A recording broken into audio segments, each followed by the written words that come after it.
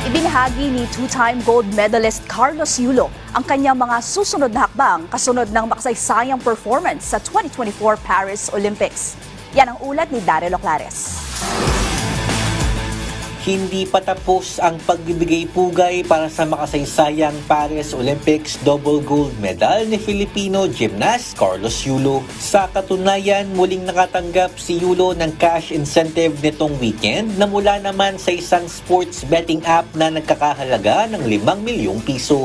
Bukod dito, humarap din ang 24-year-old gymnast para sa isang press conference. Ayon kay Yulo, magpapahinga muna siya sa ngayon at target na magbalik sa ensayo at kompetisyon sa 2025. Right now po, hindi pa po ako nakagawa ng mga plano at all kasi punong-puno rin po yung schedule. Hindi ko po expected talaga na ganito yung mangyayari. Pero pag kumalma na po lahat, gusto ko rin po mag-take ng time kung magpahinga. And syempre, planuhin ng maayos kung saan ako sasaling mga competitions para makapag-prepare po ako ng maayos and healthy. Sa SEA Games po, yes po, maglalaro po ako sa SEA Games.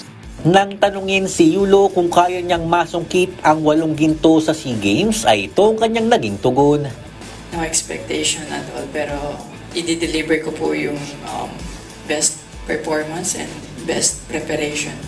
Inilatag naman ni Gymnastics Association of the Philippines President Cynthia Carrion ang kanilang plano para paghandaan naman ang 2028 Los Angeles Olympics. We have want to go to the LA 2028 Olympics with the team, and he will be leading the team. Of course, the team is composed of 4 athletes and 1 reserve. So we really have to train these other 3 so that we can win as a team. And he wants to win the gold medal for all around. When he says all around, that means the 6 apparatus, and that's very, very difficult.